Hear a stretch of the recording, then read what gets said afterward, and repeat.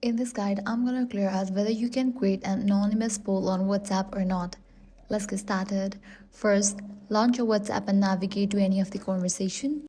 WhatsApp does not currently support anonymous polls natively. The built-in poll feature always displays who voted for each answer. However, you can still run an anonymous vote by using a third-party polling service such as Friendom or Polly and then share the poll link to your WhatsApp chat.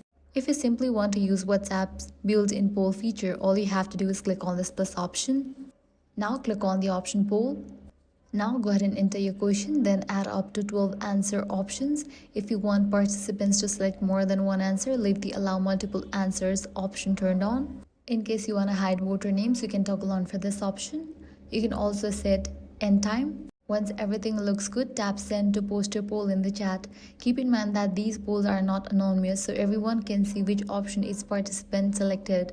If privacy is important and you need anonymous voting, open your preferred polling website or app such as Friendom or Polly.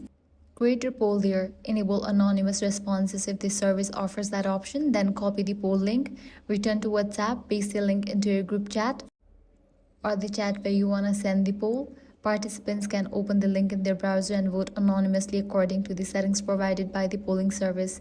Now you know the difference between WhatsApp built-in polls and anonymous polls created through third-party tools. If this guide helped you out, do not forget to like, share and subscribe.